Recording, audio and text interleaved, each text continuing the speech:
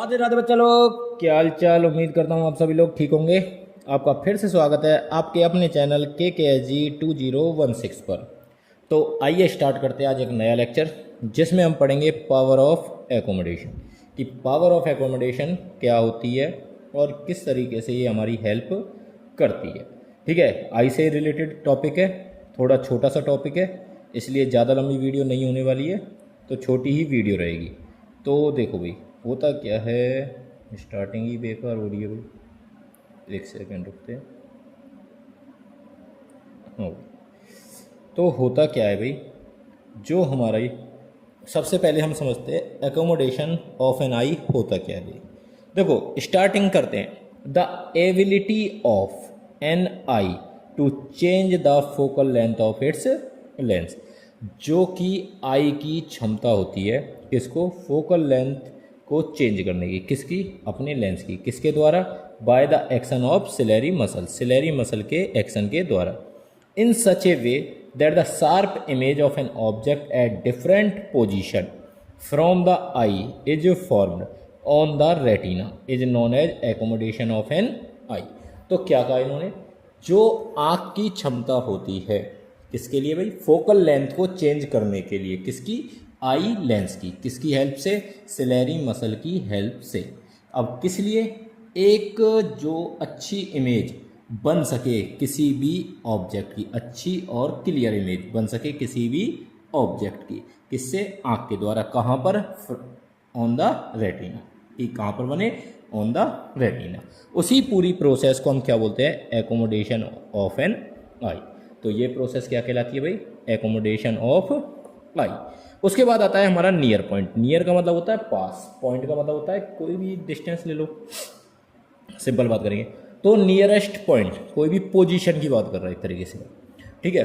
तो डिस्टेंस या पोजीशन जहाँ तक हमारी आँख क्लियरली देख सके। अब इसमें नियर था भाई, तो नियर का मतलब है हमारे पास से पास किसी चीज़ को हम रखें कि जहाँ तक हम उस चीज़ को क्लियरली देख सके, वो क्या कहलाएगा, नियर पॉइंट ऑफ दी आई। क्या कहलाएगा भाई, नियर पॉइंट ऑफ दी आई। अब एक यंग अडल्ट, जो एक नौजवान बंदा होता है, युवक होता है, युवती होती है, तो उसके लिए जो नियर पॉइंट होता है वो कितना होता है भाई, 25 सेंटीमीटर होगा। कितना होगा भाई, 25 सेंटीमीटर। यानी कहने का मतलब क्या है, अगर हम अपनी आँख से 25 सेंटीमीटर की दूरी पर कोई भी चीज़ रखते हैं या कोई बुक रख के पढ़ते हैं, तो हम आसानी से उसे पढ़ सकते हैं। उससे ना तो हमारी आँखों पर जोर पड़ेगा, ना हमारे सर में दर्द होगा भाई। This distance is known as least distance of distinct vision. तो इसी का एक दूसरा नाम भी है, least distance of distinct vision. दूसरा पॉइंट आता है भाई हमारा फार पॉइंट। अब फार पॉइंट क्या होता है, द मोस्ट डिस्टिंक्ट ऑब्जेक्ट, यानी कि दूर से दूर कोई ऑब्जेक्ट जिसे हमारी आंख आसानी से देख सकती है, उसे हम क्या कहते हैं भाई, फार पॉइंट कहेंगे। ठीक है भाई। देखो नियर पॉइंट क्या होता है, कम से कम डिस्टेंस पर जिसे हमारी आंख क्लियरली देख सके, उसे हम नियर पॉइंट बोलते हैं। और फार पॉइंट क्या होगा, दूर से दूर कोई ऑब्जेक्ट जिसे हमारी आंख क्लियरली देख सके, वो हमारा क्या होगा, फार पॉइंट। देखो आप नॉर्मली देखते हो आसमान में जो तारे होते हैं उन्हें हम देख सकते हैं, तो वो तारे कितनी दूर होते हैं, बहुत दूर होते हैं। तो इसलिए हमारी आंख का जो फार पॉइंट होता है वो क्या होता है, इन्फिनिटी होता है, कि इन्फिनाइट डिस्टेंस तक हम किसी भी चीज़ को देख सकते हैं। तो इसलिए फार पॉइंट क्या हो गया, हमारी आँख का इनफाइनाइट हो गया, यानी इन्फिनिटी हो गया। फिर आता है हमारा रेंज ऑफ विजन। अब रेंज ऑफ विजन क्या होता है, देखो रेंज का मतलब क्या होता है, कहाँ से कहाँ तक हमारी आँख देख सकती है। तो हमने दो पॉइंट देखे, नियर पॉइंट और फार पॉइंट। तो जो डिस्टेंस होती है between the near point and far point, the distance between the near point and far point is called range of vision of the आई।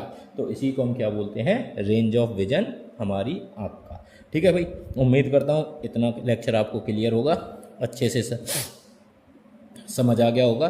देखो लेक्चर अच्छा लगे तो थोड़ा सा लेक्चर चैनल को सब्सक्राइब करवा दो भाई, ज़्यादा से ज़्यादा, तो जिससे हमें थोड़ा सा मोटिवेशन मिलता रहे। देखो चैनल सब्सक्राइब होगा तो हम आपके लिए और अच्छी से अच्छी वीडियो लाने की कोशिश करेंगे। तो चलो भाई आगे चलते हैं, उम्मीद करता हूँ इतना क्लियर हो गया होगा।